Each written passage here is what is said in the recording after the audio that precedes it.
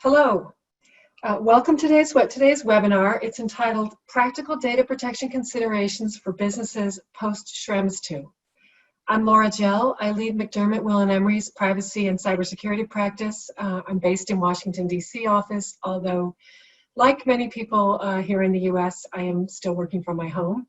I'm joined today by my terrific colleagues, Romain Perret, who has the pleasure of being physically actually in our Paris office, which is a big step in the right direction for us, and Ashley Winton, who's coming to us from London. Before we get started, if you're requesting CLE credit for any jurisdiction, you must participate via laptop or computer and not on your phone. Participating by laptop or computer allows us to track your participation, which is necessary for CLE credit. You must also complete the program evaluation and include your jurisdiction and your bar number. If you're requesting CLE credit in New York, please listen at the end of the presentation and we will give you the credit code that's required by New York for CLE credit. Be sure to get that code and enter it in your evaluation in order to get the credit. To ask a question, please simply type it into the Q&A function in the webinar toolbar. Use the Q&A, not the chat. And we'll do our best to answer your questions during the webinar. If we can't answer them during the webinar, we will get back to you afterwards via email.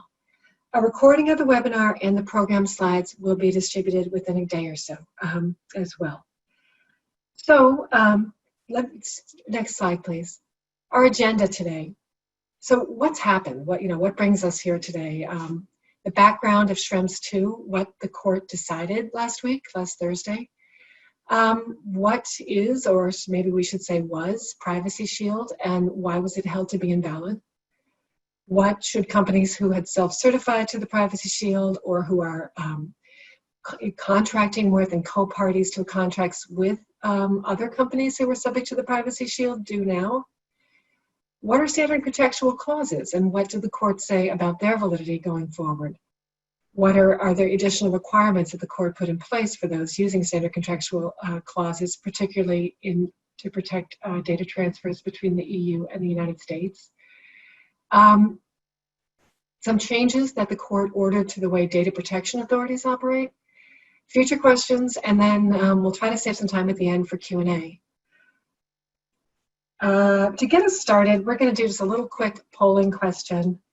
Following last week's ruling, does your organization have a plan in place to address international data transfer compliance? And if you can just give us a yes or no, that'd be helpful.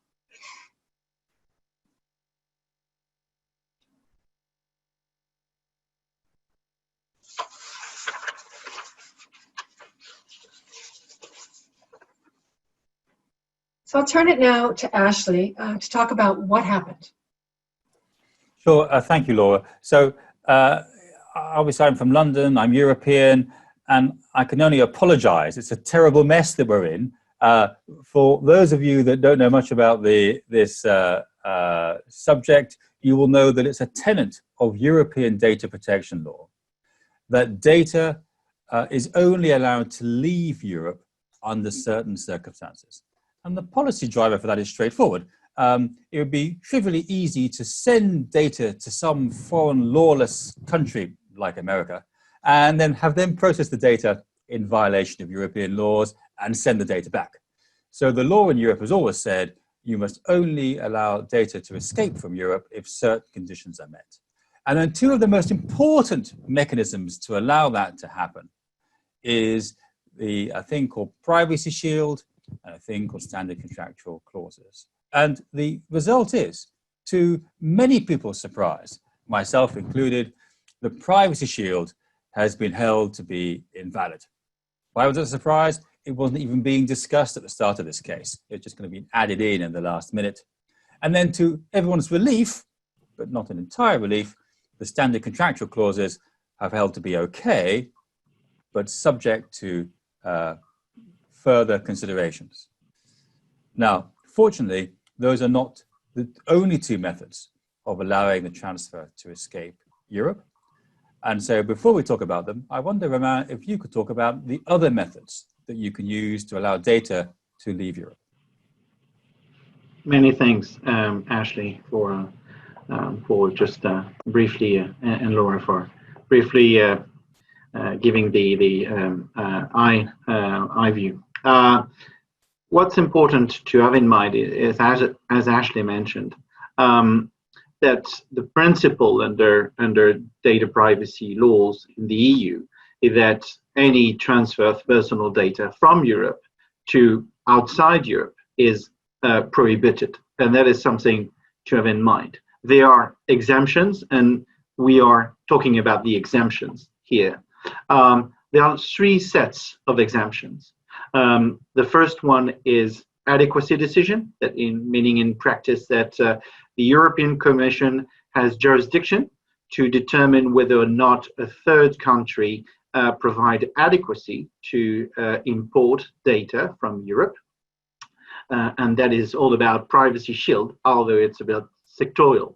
The second exemption is whether the data exporters and the data importers have implemented appropriate safeguard. To do so, they can enter into standard contractual clauses, and that is the other issue we're going to talk about today.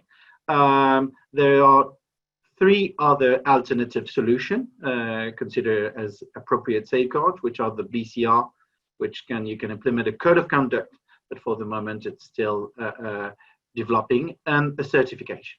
And they are a third set of rules, so third of exemption, which would apply in case of consent, necessity, public register, legitimate interest, and so on. But it's where we are now, and where we go from here is that we focus on the adequacy and the appropriate safeguard.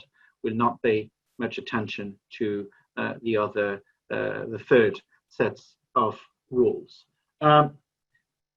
If we can recap what's going on, you could see on the next slide.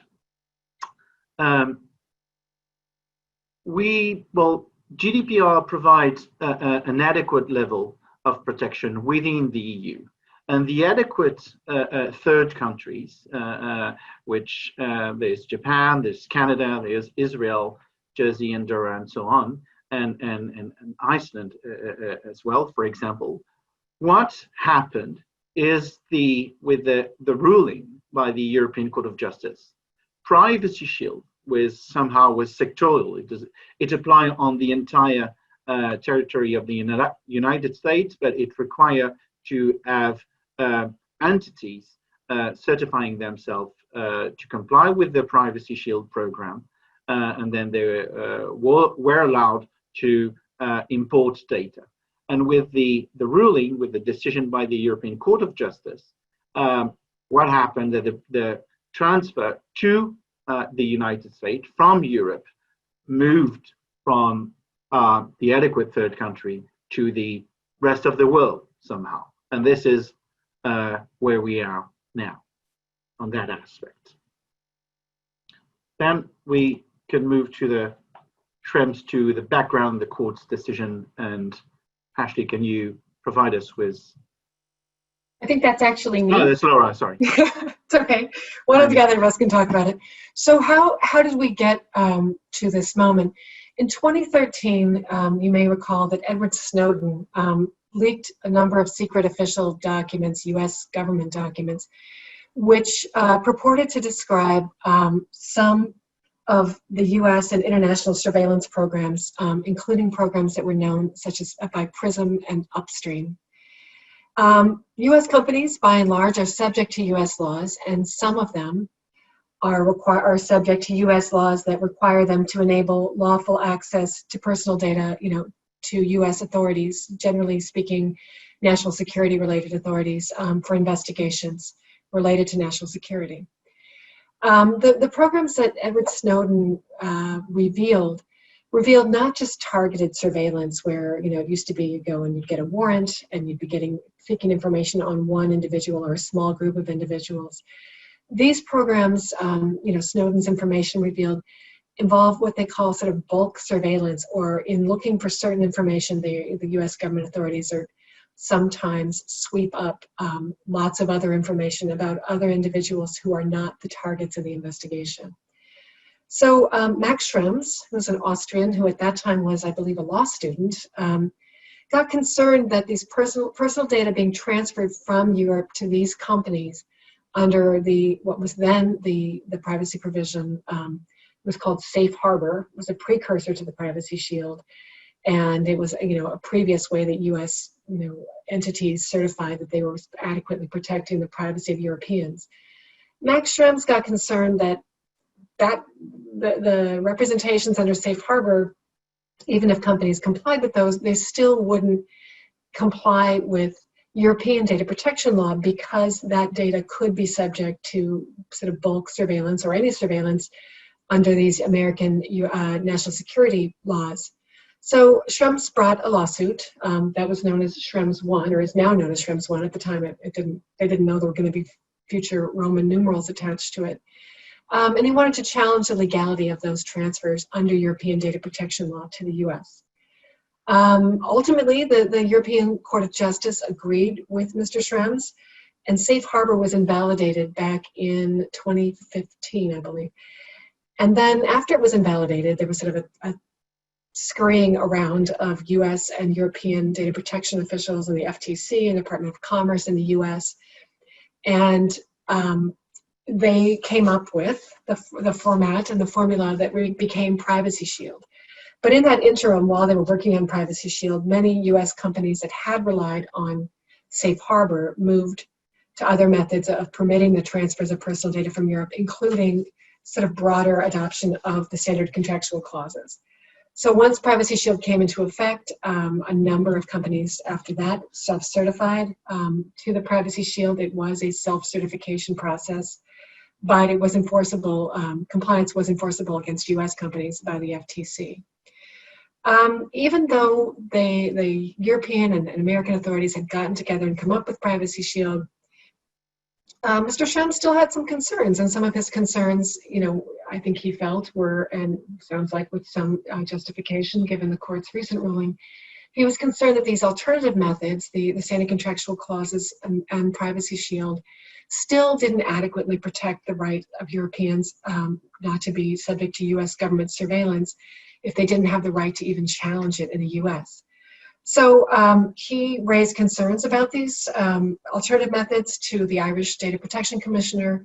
Irish Data Protection Commissioner requested that the European Court of Justice clarify the law and review the questions about this was about the standard contractual clauses. As Ashley mentioned, they threw Privacy Shield in sort of as an afterthought to clarify the law, and that's the case that became Schrems 2, which was decided just last week. So what was the decision? The European Court of Justice provided some guidance as to the factors that are required before the transfer of personal data out of the European Union is permitted, particularly the guidance is to countries which are determined not to be adequate. The Privacy Shield itself was declared invalid, and it may no longer be used as the basis for the transfer of personal data from the EU to the US. The standard contractual clauses for transfers from controllers to processors were held to remain valid, but the circumstances around their use has to now be assessed on a case-by-case basis. The court also provided guidance to European data protection authorities about how to deal with complaints about data transfers to them when the European Commission has issued blanket adequacy approvals, such as the Privacy Shield. So I'll turn it to Romain to talk to us about the factors that to be considered when transferring personal data from Europe. Thank you, Laura. At this stage, we would provide you with a high view on it. And surprisingly, I started this aspect with the territorial scope of application of the GDPR. Why that? Well, it's pretty simple, because at the origin, exporting personal data from Europe to outside of Europe, it's basically that the exporters must make sure that the level of protection is the same as under European law. So somehow there is an interplay. The territorial scope of application of GDPR is articulated with the transfer of personal data, is how we would expand the application of GDPR through the various mechanisms I told earlier. It's adequacy, any appropriate safeguard, or other specific situation. So at the origin, we need, well, to understand that it's how we would apply the same level of protection as under GDPR, but beyond European borders. So it's basically about that. But in practice, what does mean the scope of the Schrems II decision? We try to make it very visual. It's well, to be frank, not all data are exported from France. There are some other European countries, but it's just like be a bit patriotic here. But to have an idea what's happened with the Schrems II decision, we have data exported from Europe to the US. Then Privacy Shield is invalid now. Can we rely on standard contractual clauses, which are considered valid? That's an issue. We're going to see how we can assess that or not. But this Schrems II judgment is not limited to the transatlantic transatlantic data flows. It applied to any other exports of personal data from Europe to any third country. It applied to Japan, and it applied to onward transfer, to further transfers to China, for example. So it's, again, the Schrems II decision should not be limited to the relation between the EU and the US, but it goes far beyond. So it's something to have in mind as well. What are the impacts now? Again, we make a distinction and a comparison between the safeguards. Adequacy is a safeguard. So what is the scope? That GDPR, then transfer, and then all further processing activity. Meaning that what are the controller's obligations? They are not required to assess the adequacy. Why that? Because only the European Commission has jurisdiction to do so. So you just have to apply the adequacy decision. But this adequacy decision, again, and I refer to what I say originally on the territorial scope of application, is to make sure whether the third country ensures a substantially equivalent level of protection. So that it's all about adequacy. And if the third country is not able to ensure those safeguards, then there could not be any adequacy, and that is Court of Justice to say. The Court of Justice of the European Union has jurisdiction to invalidate any adequacy decision by the European Commission. But adequacy is different from standard contractual clauses, because, and it's something that the courts highlighted, and in line with the previous opinion by the Advocate General, is that standard contractual clauses are appropriate safeguards, and they are here to compensate a level of protection that is not similar to what is provided under European laws. So it's somehow different from the adequacy, but it's just to upgrade the level of protection. And that is very important to have in mind, because it has major impact on the controller's obligation. Controllers, exporters of personal data from Europe to any third countries, then they are liable under GDPR. They should be accountable when they transfer data, and then they have to conduct an assessment. So it's very close to what we call a data privacy impact assessment, a DPIA. And then there is a kind of a difference between the two aspects. First of all, you would assess whether the transfer is compliant with GDPR, and you should have to pay attention as well to the further processing, and it includes potential access by local authorities. So somehow, although there are different safeguards, adequacy and standard contractual clauses, still they relied on very similar principle, because it's all about assessing the level of protection, but the entity requiring to do so is different, and that is one key aspect of Schrems 2. And then, what are the key factors for cross-border transfer? If adequacy, if it's all about making sure that the level of protection is the same in the EU and in the third country, then you need to pay attention to enforceable rights available to data subjects. They must be, they should enforce their right, well, either in the EU or outside the EU.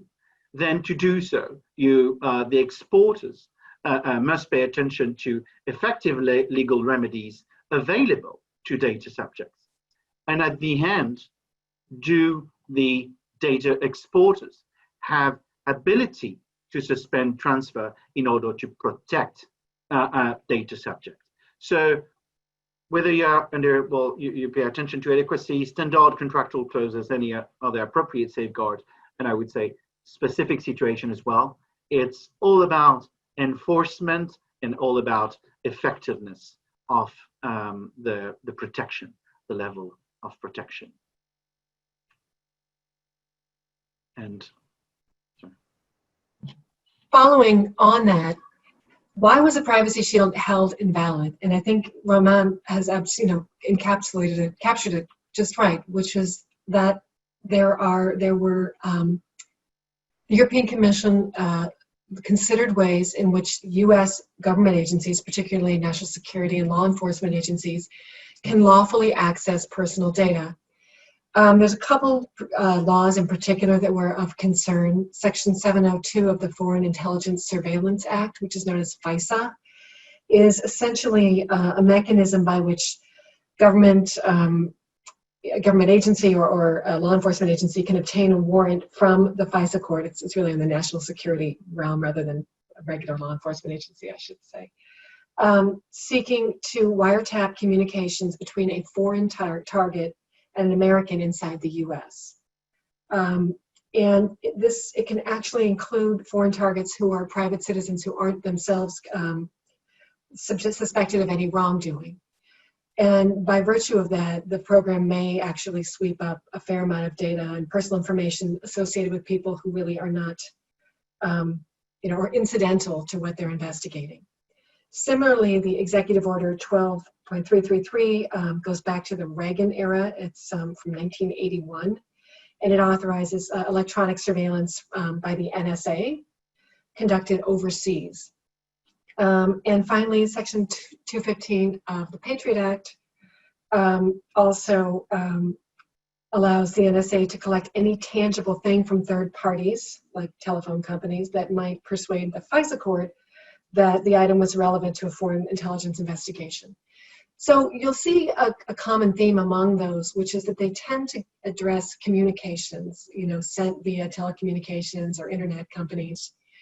But before you sort of say, oh, we don't do that, you have to think a little more broadly about it. But that's what the European, Court of Justice was looking at. The decision authorizing the Privacy Shield considered those. The Court of Justice here said, wait a minute, European data subjects don't have any rights under the Fourth Amendment of the U.S. Constitution to challenge these as unlawful or unfair searches and seizures. So they don't have any real means of redress against the US government if they believe their data is being accessed improperly. Similarly, when they created the Privacy Shield, they created a program that appointed an ombudsperson to give EU data subjects some form of redress to help them advocate on their behalf against unfair or disproportionate processing of their personal data. And similarly, the CJEU also found that the appointment of the ombudsperson didn't meet the requirements of an official tribunal under European law.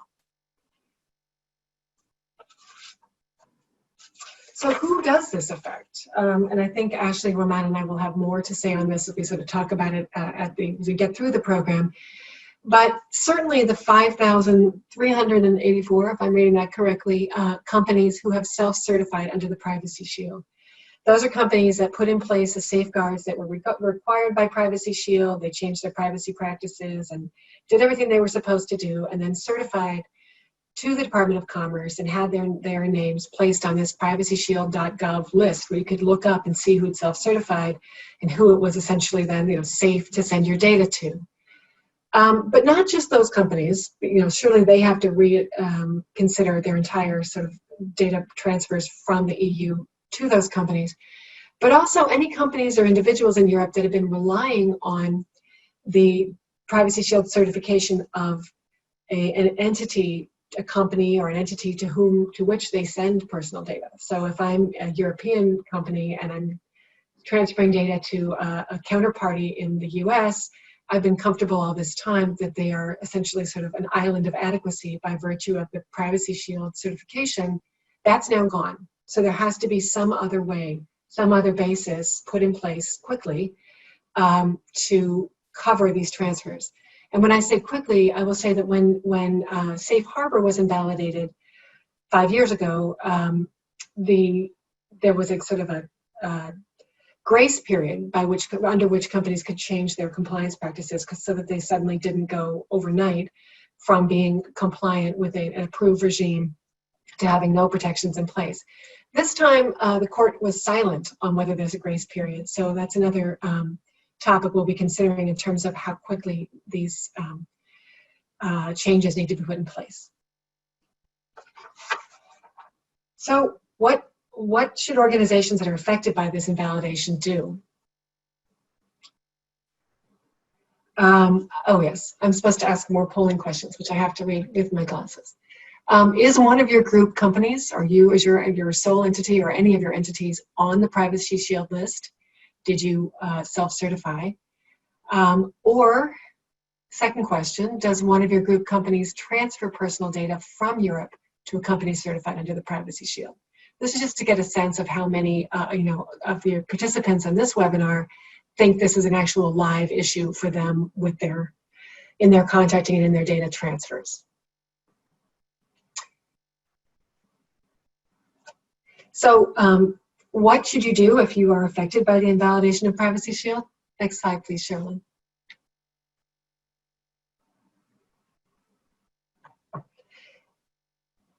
So first, this is our questions were handy for getting to the root of the issue. Determine whether your organization is affected. If you or any of your entities is on the Privacy Shield, you're already affected, as I said. If you're doing business and transferring personal data to a company that's on the Privacy Shield list, you're also affected by virtue of that relationship. If you had self-certified to the Privacy Shield, you'll need to go back and either revisit your data mapping from when you self-certified or you do a fresh mapping of your international data transfers and onward transfers of that data to determine where compliance efforts will be required. You also need to review the provisions of any contracts which relate to the transfer of personal data from Europe to the United States and see whether those contracts have provisions in them that address the possibility that Privacy Shield might be invalidated. Because it's been under challenge for some time, some contracts have anticipated this as a possibility and have a fallback. Others do not. So you'll need to really take a fresh look at all the data transfer provisions in contracts involving transfer of personal data from Europe to the US. When you review those contracts,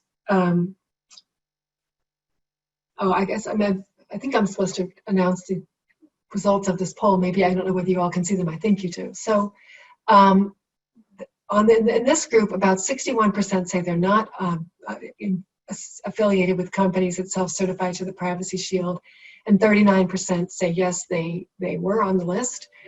And pretty even split on whether you do any business with a company certified under Privacy Shield. 49% say yes, 51% say no, which sounds like a pretty strong reliance on standard contractual clauses or some other basis for transfers.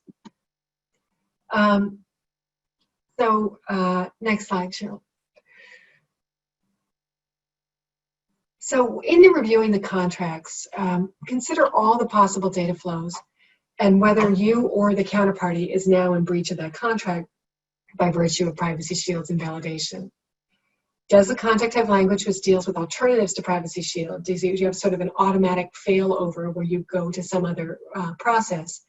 Or do you need to put something in place quickly? If your supplier or counterparty is in breach, does that put your entity in breach with any other customers or any other downstream contracts? If you think about data transfers, data does tend to flow across a number of parties, so it may be not just the counterparty here, but it may affect your other relationships. And consider what alternative to Privacy Shield might be workable for each transfer. Can you simply put in place standard contractual clauses? And then enter into amendment agreements with each counterparty that is in play here to implement the new method. Check that the contract implements the Article 28 controller to processor requirements, and Ashley will provide you some detail on this last one just to add additional complexity to your data protection applications. Consider adding additional terms for Brexit when Brexit actually takes place later this year. Ashley, I'll turn it back to you to discuss the standard contractual clauses. Thanks, Laura. Look, I have good news and bad news, and this slide is the good news. We all know what these contracts are. Remember, they are published by the European Commission.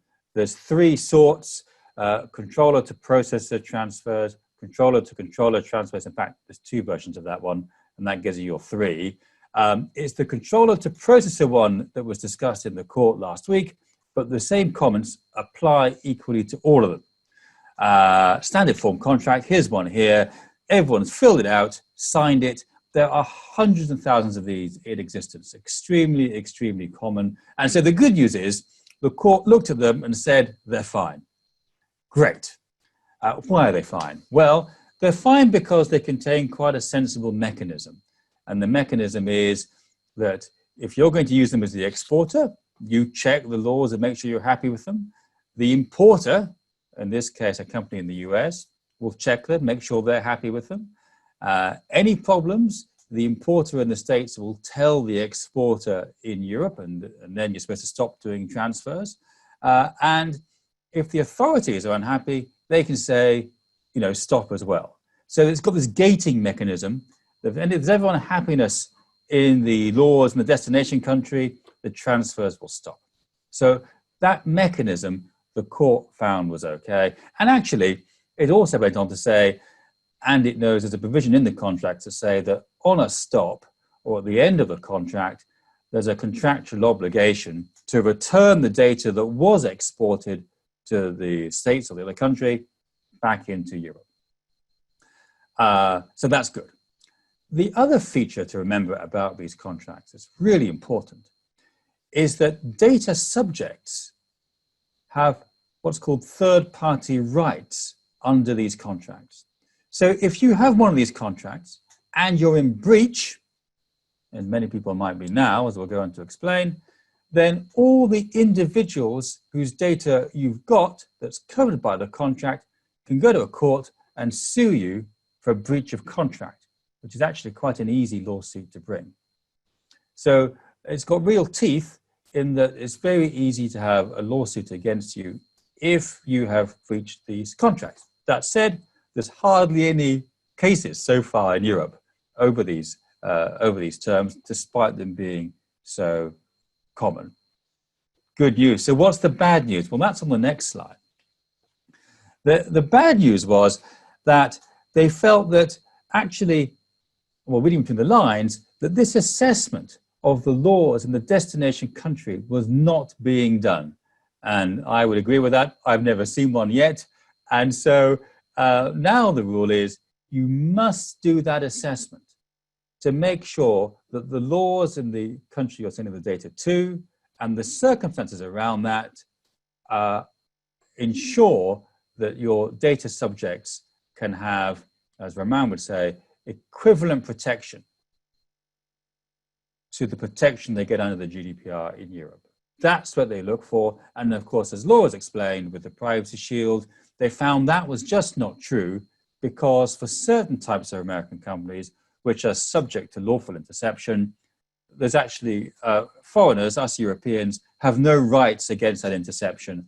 It happens, it's a matter for the US, it happens in the US, and kind of tough luck if you are a European and affected by that bulk interception. Now, before, this is not an anti-American presentation. I will tell you, having researched these laws across the world before, but the US is not the worst. Actually, in Europe, UK included, we have far greater surveillance laws. And so it's just rather unfortunate that all the attention's here on the US. You can go elsewhere in the world and find much stronger laws with even less rights that foreigners have against that surveillance. So what does it mean? And that's on the next page. And this is unbelievably important. And it's unbelievably important because these standard contractual clauses are kind of being portrayed in the media as the go-to step for people affected in law as part of the presentation. So if you have Privacy Shield, or you use a supplier that uses Privacy Shield, you're affected. And so therefore they're saying, oh, that's okay, just use model contracts. But the model contracts are not safe. You must do this assessment. And before you do the assessment, you've got to figure out where you have signed up to these terms. And I guarantee they will be everywhere, either expressly like this or incorporated by reference in agreements. You'll find them in cloud contracts, outsourcing contracts, supply contracts, cloud platform terms, just anywhere. And I think if you are the company in Europe, the law sits upon you to make sure that it's right.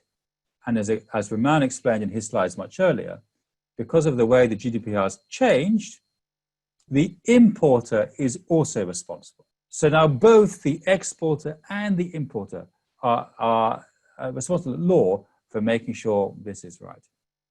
So the obvious question is, so what is that assessment? How are you going to do that? And Roman, I wonder if you could start us down that discussion about what should be in this assessment. Thank you, Ashley.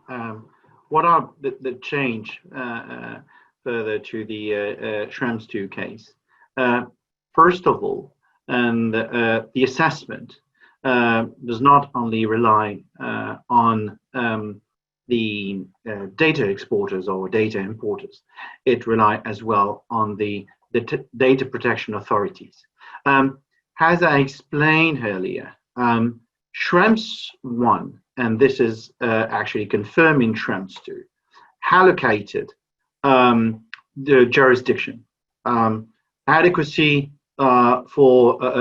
adequacy is determined by the European Commission. The European Court of Justice checked whether or not the adequacy decision is valid.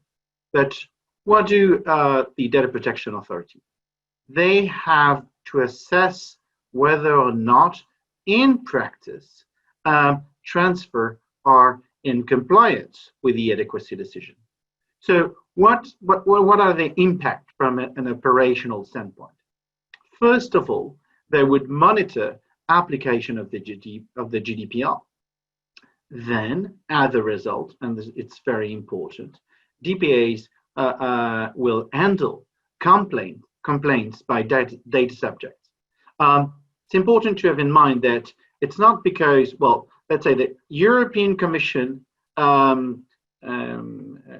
takes the adequacy decision, but it does not mean that data protection authority are stopped to do something. They must instruct any complaints. If they don't do, then data subjects have judicial remedies to move forward and to apply for review by local courts. Let's say that the DPA handled the complaints. Then they move to investigation steps. That is, they instruct the complaint, they conduct investigations, and what would be the conclusion of those investigations? First of all, there is no problem. Then they close investigations. Potentially, a data subject can dispute that and go to court as well. But let's say they notice that the transfer does not comply with the adequacy decision. Then, and it's clear in the Schrems 2, and it's not completely new because Schrems 1 noticed that already. It's the DPAs have to suspend transfer, and if they consider that the breach results from a violation of GDPR or other fundamental principle under EU law by the decision itself, then the DPA apply review by the court and the European Court of Justice, essentially. So the assessment must be conducted by the Data Protection Authority, and they have a role, a very important role, to ensuring that in case of risks for data subjects, in case of failure to comply by the data importer, they must suspend the transfer of personal data, and that is a very important role in practice. Ashley, what's your... So Roman, just to say, I mean, it's interesting to see in the press that Max Schrems is calling upon the Irish authority, the DPC, to suspend transfers now under the standard contractual clauses to a number of US companies, because he's gone through this path and he says, well, look, it's clear if you have transferred data under the SCCs where to a company where there can be lawful interception of data, it's not safe. And so he is already pressing the Irish DPC to take this path and suspend that transfer. That would be crazy if the Irish DPC do it, but you know, maybe the law says they should. That's Schrems 3. Schrems 3. Yeah, well, it's true that for the moment, the Irish Data Protection Authority is somehow in a very difficult position. But for to have that the same level of protection, they will go through the EDPB, which released a statement confirming that they will determine and draw the line between what are the factors to follow and or not, what are the determining factors. That is something that we try to do, but on what factors must be followed by the data exporters. Here we focused on the legal factors to be assessed, and we will talk briefly about the technical factors later on with Ashley. From the judgment, it's pretty clear that there are two factors which must be assessed. First of all, the contractual provisions themselves, and second, the legal system of this third country. What would include the contractual provisions? Quite easily, it includes an assessment of the SEC themselves. Well, what's quite interesting to see that, well, we notice on the right-hand side of the third column, three type of obligation which are provided under the SCCs already, and to which the Court of Justice of the European paid attention to. First of all, is that importers must notify exporters of any change into the importer's local laws. That is very important, so that the exporter can decide whether or not it has an obligation to suspend transfer. The exporter must notify DPAs when he is warned that they're kind of a change into the importer's local law, which could affect the rights of data subjects. And what's quite interesting is that the judgment highlighted that information to data subject on transfer of special categories of personal data is very important. Why that? But of course, special categories of personal data is quite sensitive, and data subject must be clearly aware of what their risk in case of transfer of personal data from Europe to a third country. But it's not about the SCCs. And what's very interesting is that the judgment made clear that data exporters can provide specific additional clauses within the agreement. Well, what they didn't say is that if you do so, you must submit your agreement to potential authorization by the relevant local data protection authority. That's interesting because, as you may know, originally, when the European Commission issued the templates of the standard contractual clauses, many data protection authorities, including France, for example, they just say, well, you have just to follow the standard contractual clauses, sign it, but if you make any change, then you need to have an authorization from me, from the data protection authority. So that specific aspect could be very interesting to provide additional safeguards, which could be, well, we will conduct internal or external audits. We can provide the exporter with a remote access to the information system of the importers for checking, purposes, how everything works. We can implement regular compliance check or so on. That is the type of safeguards, of legal safeguard, which could be implemented. That done, it's not the end. You must conduct an additional assessment regarding, and that is more difficult to do, to make sure whether the legal system of the third country in itself ensure the same level of protection, if it jeopardizes or not the transfer.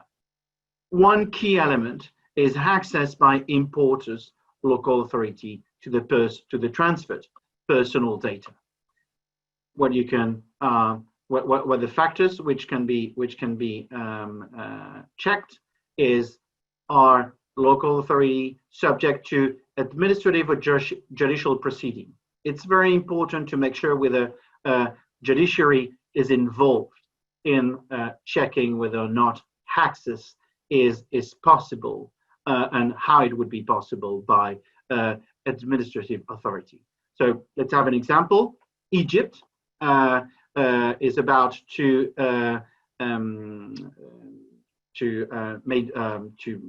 publish is a privacy law. So that legislation in itself ensure the same level of protection.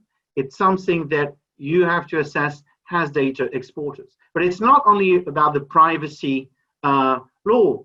It's how beyond the privacy law you can make sure that the safeguards are effective, and in case of problem that you can enforce right, or data subject can enforce right. Because at the end, again, it's all about how effective the legal remedies are for data exporters. So let's have an example.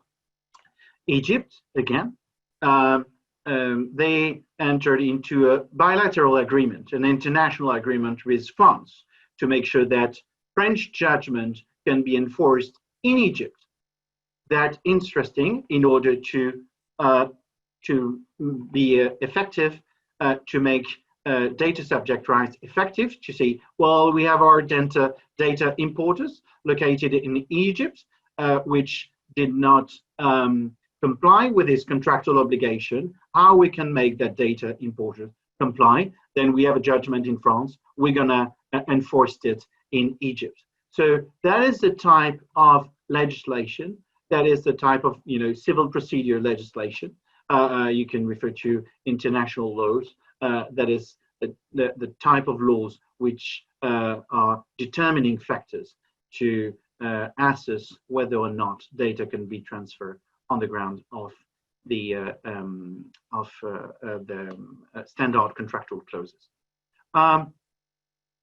Well, now how are we gonna assess those factors? Well, we have a solution here. Is that it's very much like ISO control system. We have a requirement, I mentioned it earlier, contractual provision. Then we have the controls, SCC, or specific additional clause. What are the specifications? The party enter into the SCC between data controllers or data controllers, data processor, applicable on data exporter, applicable on data importer. The SCCs in place require that the data importers notify the data exporters in case of any change into the importer's local laws, which may affect transfer, applicable on both exporters and importers. Do we have specific additional clauses? As I mentioned earlier, we can have on-site or remote audits, we can have regular compliance check, and we can have technical safeguard as well. We just focused on the legal here. Actually, we're not. So, Romain, just to dwell on that slide for a second. So, in a very practical way, what it means for me is you want to make sure that the legal SCCs are enforceable. Many are not. They've not been signed properly. Whether enforceable is a matter of law. For example, in many countries, you can't have third-party rights, so they can fail there. I think that in terms of the notices, if I was doing due diligence for an M&A transaction, I think I would now ask, are there any notices? Should have there been any notices from importers to see if they're aware of any laws? This is information that you really now need to have in your records. For the additional clauses, I think there's tons of stuff that people can do. We may find that there's a requirements for additional encryption if you have encrypted the data in a way that at the risky destination company, whether it's a telco or similar, cannot have access. That's got to be good for you.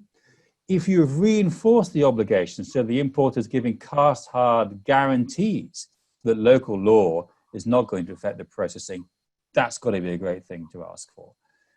I think that one of the really interesting things about these laws, and you'll come into a second, is that the law always says, oh, well, importer, if you are aware of a local law problem, tell us.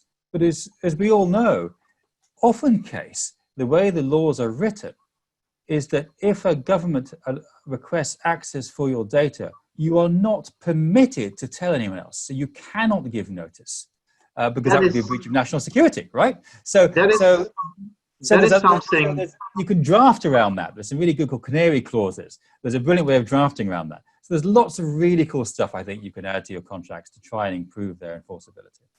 What about the laws in the countries, Romain, which is this page here?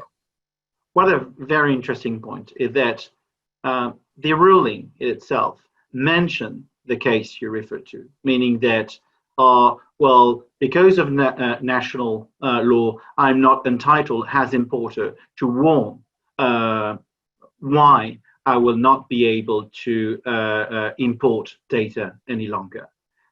It's true, but what the judgment said is basically the importer, without explaining why, can say, I'm not in position any longer to import data for any reason. And it's one example mentioned by the by the European Court of Justice in the judgment, and that's quite interesting. Although in practice, I'm not sure it's easy for importers to do. Well, among the factors, well, we refer to the access by local authorities. Well, what kind of determining factor was there? Do we have any public authority or stakeholders as stakeholders of the importer? It's not applicable on the exporter, but it's applicable on the importer.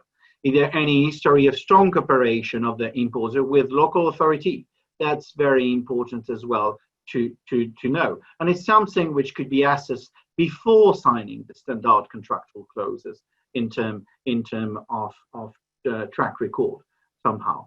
And as I explained earlier, the court's jurisdiction would be the standard contractual clauses be subject to EU member state law, which is usually required. Is there any international agreement or bilateral agreement on the enforcement of foreign judgment on the importer's territory? And what we have in mind in back is that you should have a strong attention to sensitive industry such as healthcare, telecommunication, and transport. Let's have an example with China. Any data transfer to China, health data will be, any use of health data in China will be very restricted. The Chinese cybersecurity law could jeopardize significantly any transfer from Europe to China if the recipient is very involved in a sensitive industry such as healthcare, telecommunication, and transport, but Ashley mentioned it earlier. What are the future questions now?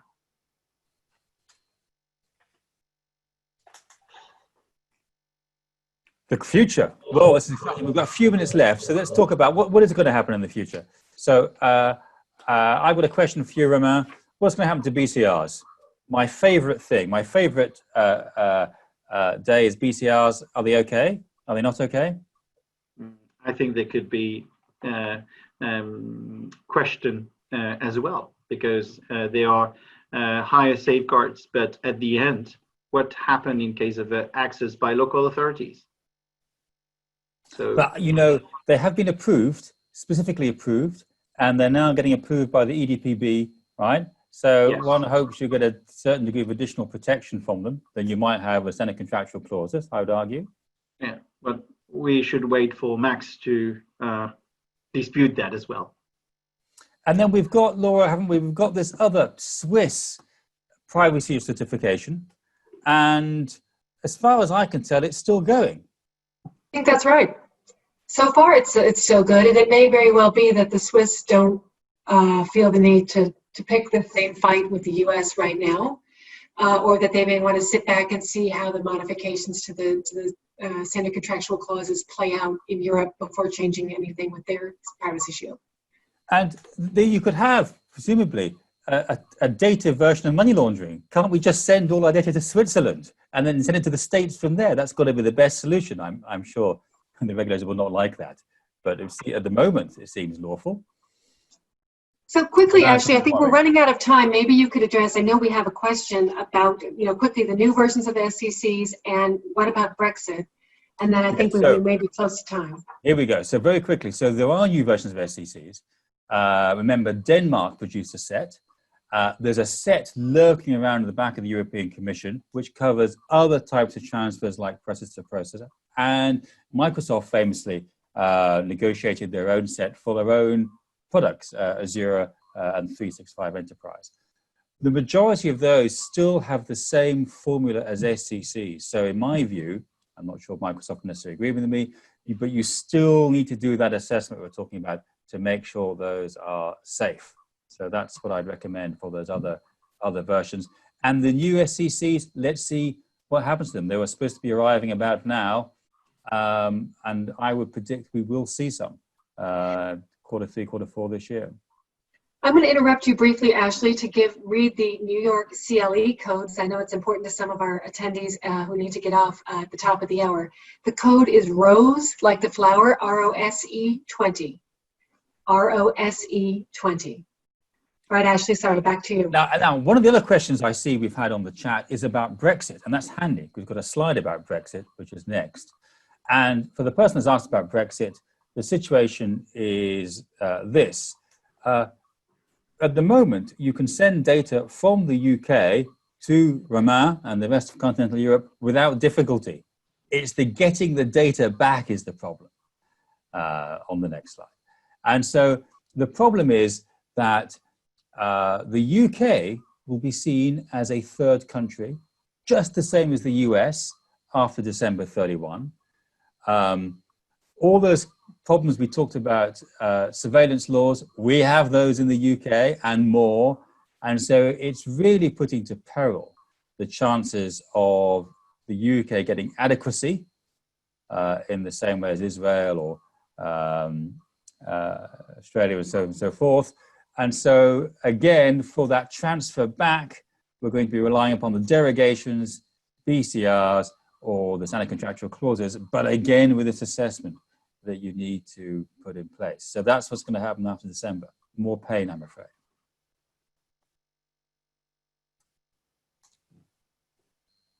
And then I wonder if we could just finish, we'll just talk about what people are saying. My sense, Laura, is that the regulators are just kind of giving their, oh, we have to give a press release. We're still thinking about it. It seems to be the main messages for most of them. I think that's right. I think that the invalidation of Privacy Shield was a bit of a surprise since it wasn't really the main topic being considered. And no one's quite sure what to do, especially with all these other considerations that you raised about surveillance laws around the world. And the US isn't the only, bad actor here, to the extent that they are a bad actor.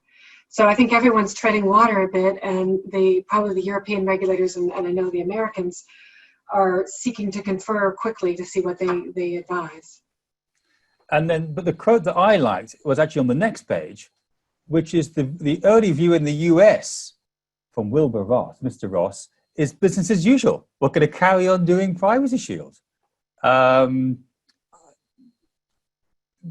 Does he just not believe it's happened, or is it perhaps just for the Swiss Privacy Shield? I didn't quite understand that quote.